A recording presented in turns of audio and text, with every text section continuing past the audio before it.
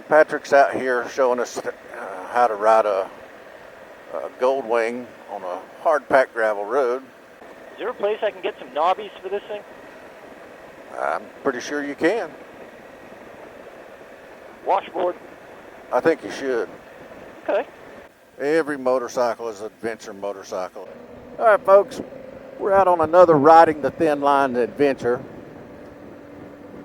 Left our homes, what was it, Saturday morning, and rode up to the Tazewell, Virginia, to catch the tail end of what was it called, the Virginia Area Motovloggers meetup. And met some other motovloggers up there, had a good time, got to meet some people from all over, from Canada to New York to Alabama, Georgia, North Carolina, West Virginia, but it was a great time. Got to meet some folks, but we are currently on 58.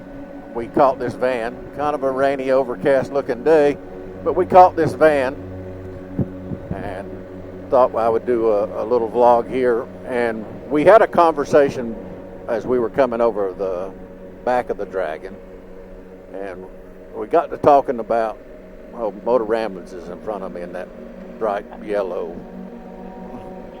howdy all ray of sunshine in front of us. But I had a conversation, and we should have recorded it then, but we didn't. But we got to talking about remembering roads that we were riding on, and we were riding across the back of the Dragon, and that had the section there where we started kind of early, and the sun was peeping through the trees, and so we'd come around a corner and there would be sun shining on the road. The leaves would shadow out, and you could see the mist in the air. And I made the comment, man, can you imagine ever replaying all the roads that you've ever been on while riding a motorcycle?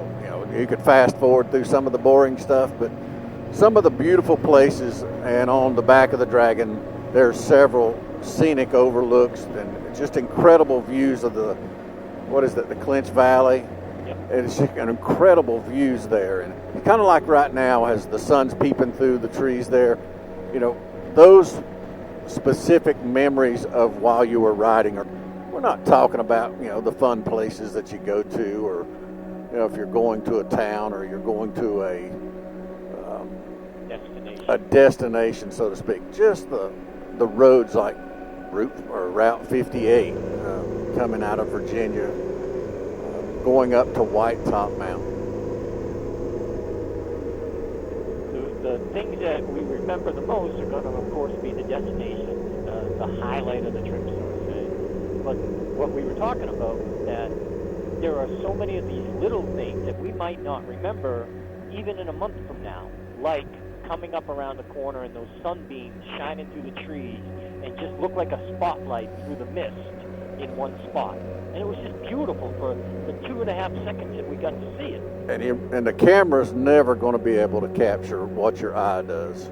Exactly. And, in our lifetime and all the travels we do, we will never see anything that is exactly the same as that particular moment that he and I are talking about. So we try to remember it. We try to put it in our minds that, hey, remember when we came around the corner? Well, if we don't document it in some way, shape, or form, it'll probably go away. And that's what Roger was talking about. Don't you wish that you could just go back and replay it and come around that same exact corner and see that same exact situation with the sunbeams coming through? Not necessarily that same corner where you hit the sand, put your foot down, and run over your foot with the side case. No, not those moments. But no, that one is one that we don't have to write down to remember. we actually remembered the exact corner that happened, but when we came through it, yep. But one of the things Roger does that I haven't done is he will keep a log a lot of times when he's out doing things, and he'll write it down. And we went on a trip, and it turns out it was like 6 or 7 years ago when I first bought my V-Strom, and we went up the Parkway, and we were even in this area for a while, and he'll pull out that logbook and he'll read something, and it'll bring back a flood of memories. Not just one memory that he read, but everything else that went with it on that day and that hour.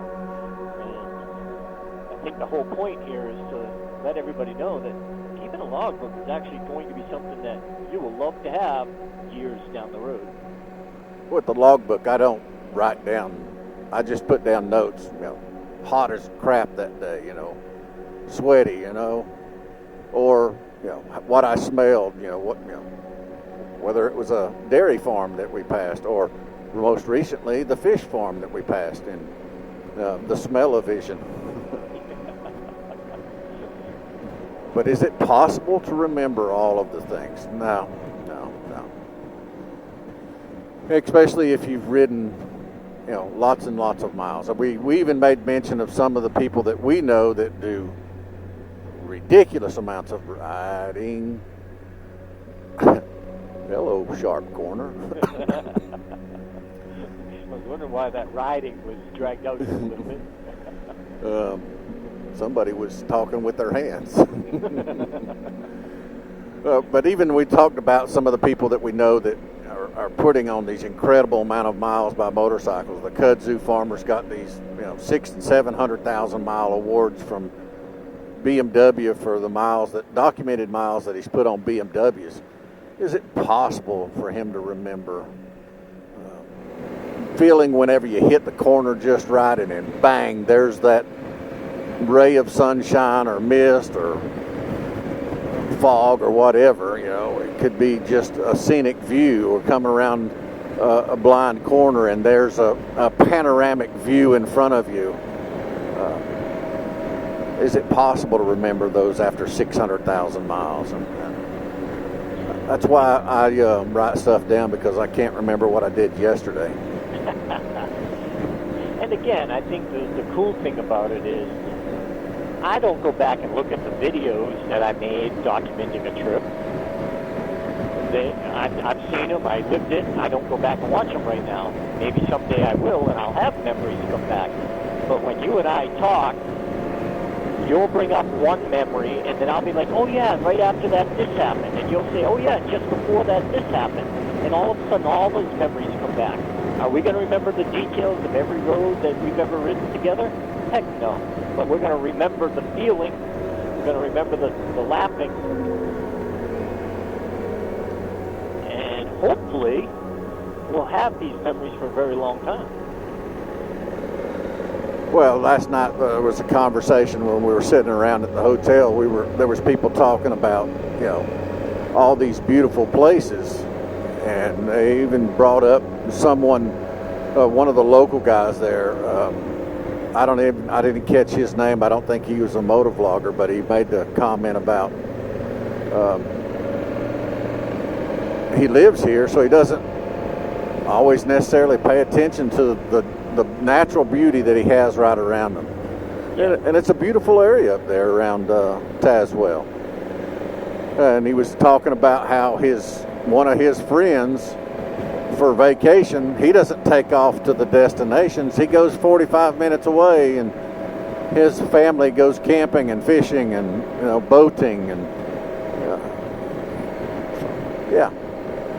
Take advantage of the beauty that you find around you, wherever you happen to be.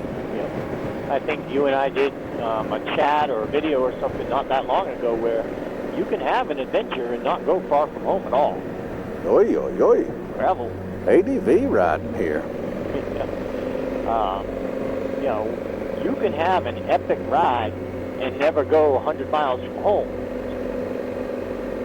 Oh no, you don't. The distance isn't the adventure. Nope. The destination isn't the adventure. It's the ride. For us, it's the ride. In between. Oh, look, he's letting us go. Well, since that means we're going to have more wind noise, let's go ahead and end that here. All right. We'll be back in a little bit.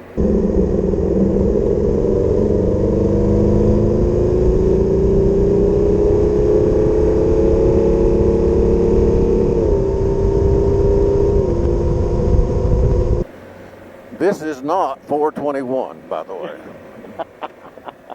This is not the snake. Oh, look at the waterfall. Look at the rocks.